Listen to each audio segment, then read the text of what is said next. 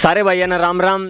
आप सभी का स्वागत है दर चर्चा न्यूज़ और स्पोर्ट्स लाइव में। आज हम पहुंचे हैं रिंडाणा गांव में, जहां हम आपका परिचय करवाने जा रहे हैं हरियाणा के स्टार खिलाड़ी जिनको डुबकी किंग के नाम से भी जाना जाता है। हरियाणा के स्टार खिलाड़ी से आज हम आपका परिचय करवाने जा रहे हैं। वैसे तो ये किसी परिचय के मोहताज नहीं है, क्योंकि इन्होंने अपने खेल के द्वारा ना केवल अपने गांव का बल्कि पूरे हरियाणा प्रदेश का नाम पूरे देश भर में नहीं, सिर्फ देश भर में नहीं, पूरे अंतर्राष्ट्रीय स्तर पर फहराया है। तो मैं आप सभी का परिचय करवाना चाहता हूं डुबकी किंग से, हरियाणा के डुबकी किंग से, जिन्होंने अपने गाँव का नाम पूरे प्रदेश में चमकाया है।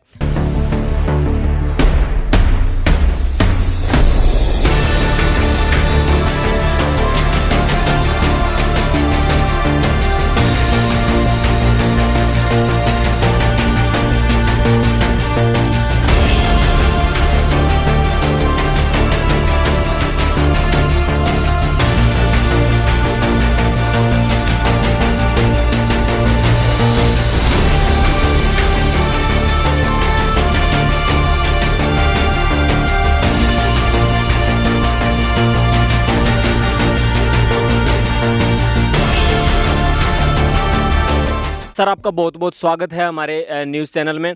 एक बार हमारे सभी दर्शकों को राम राम कर दीजिए। राम राम भाई। तो आपको डुबकी किंग के नाम से जाना जाता है, ये नाम क्यों पड़ा आपका?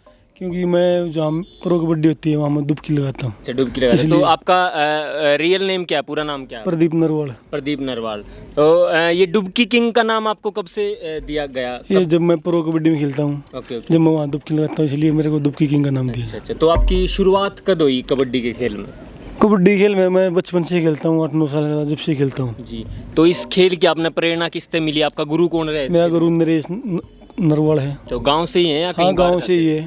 तो आपकी शुरुआत जो खेल की हुई वो गाँव से ही? गाँव से हुई। तो जब आप इस खेल की शुरुआत कर रहे थे, इस खेल में जुड़े आप, तो आपके घर वालों का क्या सहयोग रहा? पूरा सहयोग था या फिर स्टार्टिंग में नून लाग जाकर भाई कित जान लग गया, छोरा पढ़ लिख लेंदा बढ़िया था? नहीं भैया, मेरा अंकल भी कबड्डी प्लेयर है। अच्छा अच्छा। क्योंकि मेरा पापा भी खेलता था। ओके। तो फैमिली पूरी फैमिली से। हाँ, मतलब गाँव में एक हिसाब से लगा सकते हो कि उपज फसलें खिलाड़िया की है पूरी? हाँ बिल्कुल। छोटे छोटे बच्चे आते हैं, कम से कम 500 बच्चे खेलते हैं डेली के। अच्छा मेरे गाँव में। हाँ जी। तो एक और चीज़ मैं आपसे पूछना चाहूँगा कि जो कबड्डी का ये खेल है, जिसमें आप अभी फ़िलहाल किस टीम की तरफ से? पटना की तरफ हाँ, से? पटना की तरफ से। तो कितने साल से पटना की तरफ से? मेरे को बोलिए भाई 4-5 सीजन हो गए पटना टीम से खेलते हैं। पटना की टीम से? 5 सीजन तो हो गए। आपकी फेवरेट टीम कौन सी है इसमें प्रो कबड्डी में? पटना ही टीम है भाई, मैं 5 साल से इसमें खेल रहा हूँ, तो फेवरेट से हुई होगी। तो ऐसा कोई कांटे की टक्कर आपको ऐसा लगा होगी भाई फलानी टीम तो कसूती है, उनकी गेल तो टक्कर लेने में कती एक बार तो पसीने आ जाए? भाई जो 12 टीम है कांटेदारी है, कोई किसी को भी टीम नहीं है। फिर आपका कोई ऐसा स्टार वो रहा हो कि भाई आपकी जो पसंदीदा एक कैस का कि भाई फलाना जो रेडर है मेरा पसंदीदा रेडर है, या फलाना रेडर भाई बहुत हैं, क्योंकि एक पवन है, सराउत नवीन है, सिद्धार्थ देसाई, बहुत हैं खिलाड़ी। कैचर कौन सा आपका ऐसा फेवरेट है? कई हैं, जैसे कि प्रवेश मैसवाड़ है, एक सुनील है, मंजीत है जी। तो ये आपके पसंदीदा कैचर में से हैं। जैसे आपने तो कबड्डी में पूरे खाली अपने हरियाणा प्रदेश का नहीं बल्कि पूरे देश का नाम आपने कबड्डी में चमकाया है। तो आपको क्या लगता है, जैसे आपने सभी जगह घूम के देखा होगा कि भाई किस किस तरीके की कैसे कैसे गेम हो रहे हैं सब जगह, तो अपने जो हरियाणा की कबड्डी है और पूरे अगले जो दूसरे राज्य हैं उनकी कबड्डी, दोनों में क्या फ़र्क है? क्योंकि हरियाणा के 70% हरियाणा के खेलते हैं कबड्डी प्लेयर, ज़्यादातर फिर महाराष्ट्र के हैं। तो ज़्यादातर तो हरियाणा में, हमारे हरियाणा अच्छे खेलते हैं। वो तो हरेक जगह खेलते हैं, सभी अच्छे खेलते हैं, तो ऐसी कोई बात नहीं। अपना पड़ोसी राज्य है पंजाब और हरियाणा की नु कहें अच्छी खासी टक्कर हो, सारी जगह बढ़िया पहलवान हैं जो खेलन के हैं।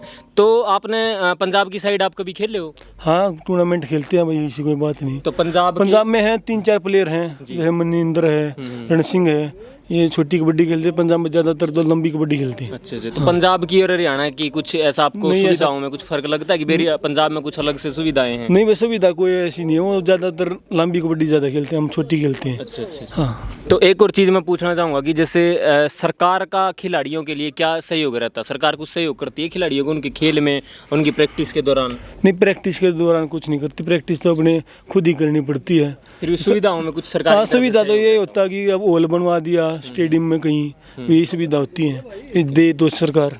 जी। तो रोजगार में कुछ सहायता कर रही है सरकार की भी, खिलाड़ियों को कुछ रोजगार मिल रहे हो? नहीं भैया अभी तक कुछ नहीं कर रही। पहले किसी सरकार का ऐसा रहा हो कि भाई हाँ आपको लगा- पहले सरकार जैसे कांग्रेस थी वो देती थी, अच्छा अच्छा। नौकरियाँ भी देती थी। अब इंटरनेशनल खेल का था जो, उसको नौकरियाँ देती थी, जो ये सरकार अभी तक किसी को दी नहीं। तो आप अपनी एकेडमी भी चलाते हो? एकेडमी कितने साल से नहीं चला भैया मैं नहीं चलाता, क्योंकि मेरा जो गुरु है वो चलाता है। अच्छा, 3-4 साल हो गए इसको चलती तो है। जैसे आप भी यहाँ पे खेलते हो? हाँ academy मैं की तरफ प्रैक्टिस से? करता हूँ भैया। प्रैक्टिस कराते हो। तो यहाँ पे किस किस राज्य से अपने हैं बच्चे जो खिलाड़ी हैं? हर एक राज्य से है, क्योंकि यहाँ पंजाब से भी हैं, हरियाणा से, यूपी से हैं, राजस्थान से, महाराष्ट्र से भी हैं, हर एक जगह से भी। एकेडमी जो अपनी जो एकेडमी है वो किस नाम से है जहाँ पे? Narwal sports academy. Narwal sports academy.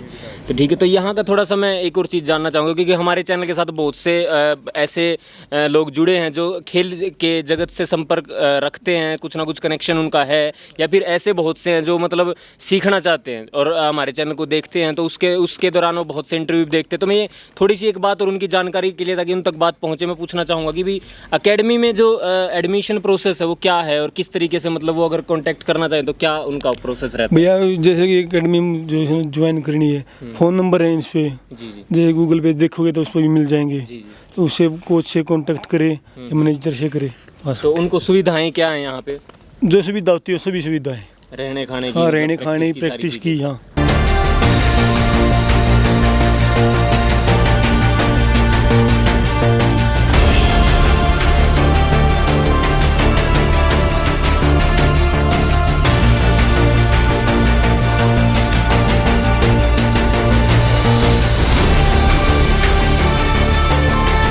एक और ज़रूरी सवाल आपसे, जो आज के टाइम पे थोड़ा सा ज़रूरी होगा, जैसे एकेडमी भी है, एकेडमी बहुत जगह पे खुल गई है, तो ऐसा मतलब होता है कि भाई कुछ एक बच्चों का ये मानना रहता है कि भाई एकेडमी में जाना ज़्यादा ज़रूरी है, कि या कई ये सोचते हैं ना गांव में अपना मेहनत करके हो जाओगा।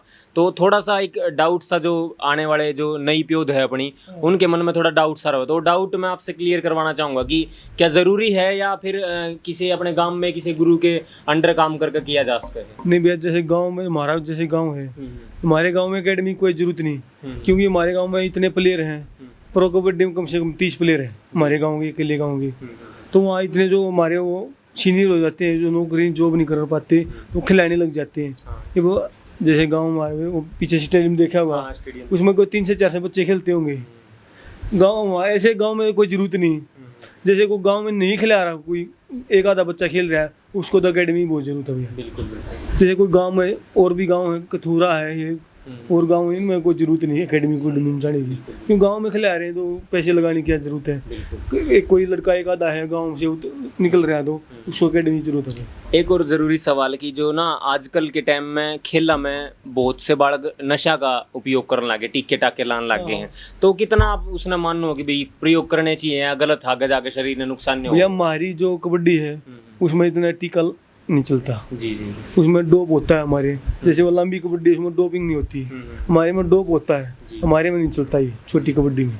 तो एक खिलाड़ी के तौर पे मैं आपसे जानना चाहूँगा कि जैसे कबड्डी के नियमों में पहले के मुकाबले और अब के मुकाबले काफ़ी बदलाव आता चला गया है, धीरे धीरे करके काफ़ी बदलाव आ रहा है। तो अभी की जो फिलहाल अपना जो रूल रेगुलेशन चल रही हैं, आप एक खिलाड़ी के तौर पे क्या समझते हो कि भाई उसके अंदर कुछ और बदलाव ऐसा हो सकता है कि जिसकी वजह से कबड्डी एक और बड़ा लेवल अचीव कर वैसे सके? भाई ये पहले तो ताकत की हुआ थी कबड्डी, अब टेक्निकल की कबड्डी हो रही है बिल्कुल। जी। ज़्यादातर है, पहले तो वो ठाडे ठाडे होते थे, जान भी बहुत होती थी, वो जान की तरफ खेलते थे, तो वेट भी लागू कर रखा है, सारी चीज़ें लागू हो रही हैं, तो फुर्ती की कबड्डी रह रही है टेक्निकल की। तो आपको कुछ लगता है कि उसमें और कुछ सुधार की गुंजाइश है? हाँ सुधार तो कितना भी कर लो वही कम है भैया। बिल्कुल बिल्कुल। हाँ तो एक और मैं सवाल जानना चाहूँगा कि जो फिलहाल आने वाले टाइम पे जो नई प्योध तैयार हो रही है, वो बहुत से ऐसे हमारे चैनल के साथ भी जुड़े हुए हैं जो अपना भविष्य कबड्डी के अंदर देखते हैं, तो आप उनको क्या संदेश देना चाहोगे कि भाई किस प्रकार से अपनी तैयारी करो ताकि इस खेल में आप अपना दमखम बढ़िया तरीके से दिखा सको? भाई जो भी जहाँ भी प्रैक्टिस करता है,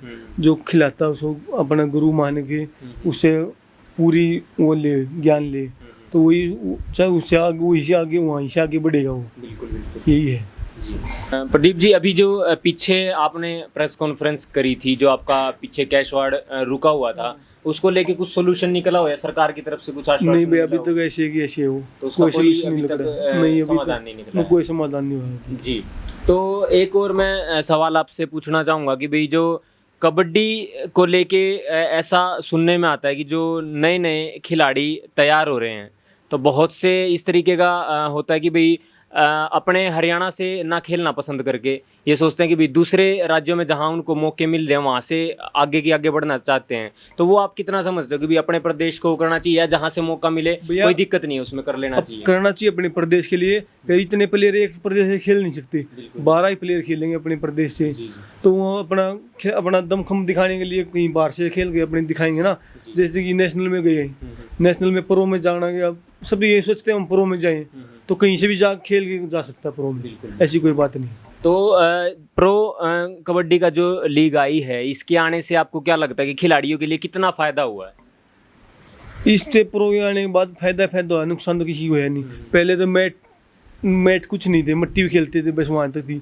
अब तो मैट की बहुत सुविधा हो रही है, बच्चों को पैसे मिलते हैं, टीवी भी देखते हैं, इमेज भी बनती है, बहुत कुछ बदल दिया भैया प्रो कबड्डी आने बाद। तो एक खिलाड़ी के तौर पे मतलब जो भी आपको लगता है कि भी सरकार खिलाड़ियों खातिर नहीं कर रही है, कुछ जो काम सर खिलाड़ियों के लिए होने चाहिए, तो मैं हमारे चैनल के थ्रू मैं चाहूँगा कि आप सरकार से गुजारिश करो या सरकार से एक आप कहो कि भाई जो सुविधाएं सर उनको मिलनी चाहिए। एक खिलाड़ी के तौर पे आप ज़्यादा बढ़िया तरीके से समझते हो कि क्या क्या सुविधाओं की कमी आप लोगों को खलती है और वो आपको सरकार से सहायता मिलनी चाहिए। तो हम चाहूँगा कि हमारे चैनल के थ्रू आप सरकार को नहीं भैया, जो सरकार ने पॉलिसी बना रखी है वो यही पॉलिसी करते रहो पूरी, वही काफ़ी है।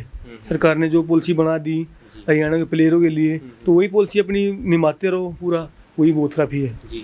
एक और सवाल, जैसे नेशनल कबड्डी तो अच्छे तरीके से हरियाणा का बहुत टॉप का गेम है और सबसे ज़्यादा पसंदीदा गेम है, सबसे ज़्यादा देखे जाने वाला गेम है। एक जैसे सर्कल कबड्डी का हुआ कि वो नेशनल से उसको बाहर कर दिया गया, वो आप कबड्डी जुड़ा तो एक ही हुआ, एक ही खेल है, थोड़ा बहुत उसके रूल रेगुलेशन थोड़ा अलग हैं बस। तो मैं यही जानना चाहूँगा कि जो सर्कल कबड्डी को नेशनल से निकालना वो आप कितना सही समझते हो कि वो सही कदम है या गलत है? भैया इस बारे में हमें ज्ञान नहीं, क्योंकि हम ज़्यादा देखते भी नहीं। हमें वो तो यार सरकार के ऊपर बात होती है, कमेटी होती है, उसके ऊपर बात होती है, हम तो इसके बारे में कुछ नहीं बता सकते।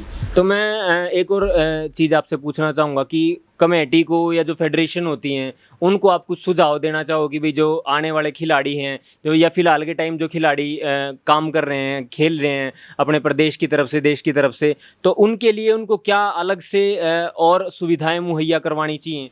नहीं भैया, सुविधा की कोई जरूरत नहीं। जो अपने प्रदेश से खेलता है वो प्रदेश की जो सुविधा है वो पूरी कर दो उन बच्चों को, यही है हमारी उसकी। और जो ये जिस तरीके का आप लोगों के साथ होया कि भाई जो कैश अवार्ड था आपका नहीं आया, तो वो इस तरीके की चीज़ें कहीं ना कहीं हौसला तो तोड़ती हैं। हाँ बिल्कुल तोड़ती है भाई। खिलाड़ी का जो इतना अच्छा खिलाड़ी कर रहा है उसको कैश अवार्ड है, जैसे कि पैसे हैं वो मिल नहीं रहे, दो उसका हौसला तो डाउन जाता ही है।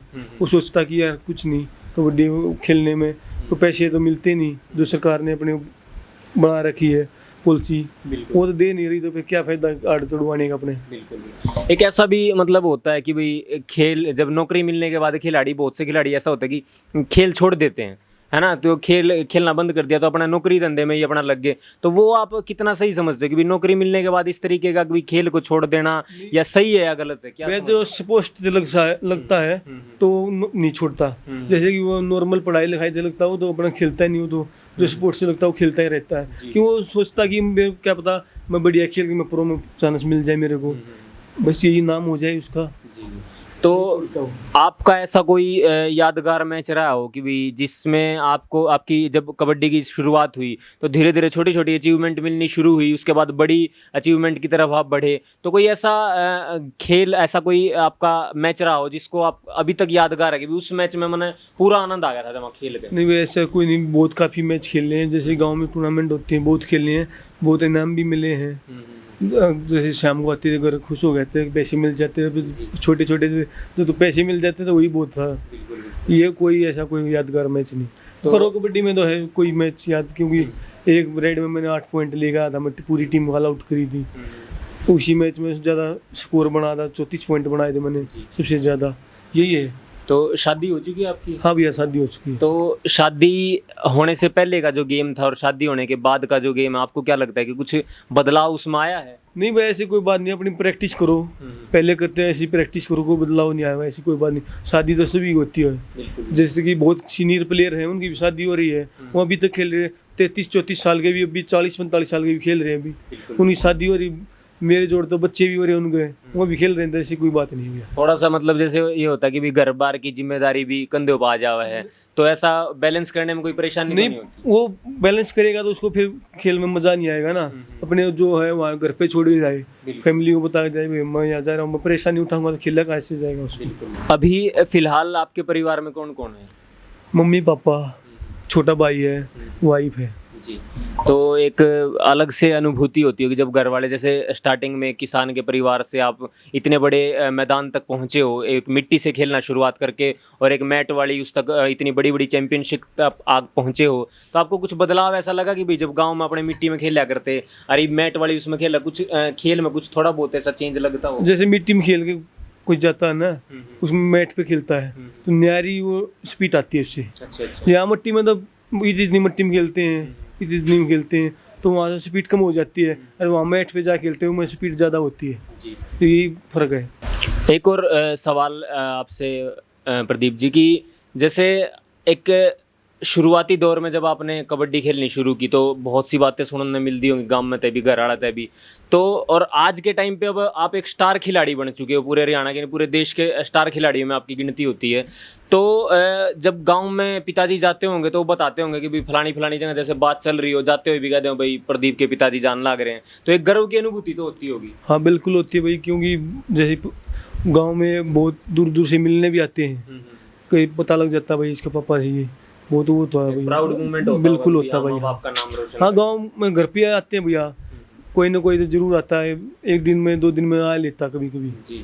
तो एक और सवाल कि जैसे जो अपने गांव गुआंडा में पंचायत के जो मैच हुए हैं, अपने हरियाणा में जिस तरीके का मैच हुए हैं या जिस तरीके की ऑडियंस अपने आड़े मिले है, पूरा खिलाड़ी का एक हिसाब दोनों का इसका कि पूरा जोरदार तरीके से उत्साह बढ़ा हुआ है, बढ़िया तरीके से पूरी उसमें खेलने में ज़्यादा स्वाद आवा है कि भाई चुकर देखो जब अपना नाम गुंजाया, फिर जब जैसे आप प्रो कबड्डी में वहाँ पे खेलते हो तो वहाँ पे आपकी जो ऑडियंस ज़्यादा उत्साहवर्धन करती भैया वहाँ जैसे कि हम दूर दूर पब्लिक हो जाती है, वहाँ सुनता नहीं। अच्छा। जैसे गांव में टूर्नामेंट होती है, ये तो सोचती है कि हम हमारे जैसे कोई रेड जा रहा है प्रो से उठ के, अब उसे कैच लग जाती है तो वो सोचते हैं यार प्रो कबड्डी वाले को बच्चों ने कैच मारी, तो उनका नीचे वाले का हौसला करते हैं, और करना भी चाहिए उन्हें हौसला, क्योंकि वो आगे बढ़े। बिल्कुल बिल्कुल।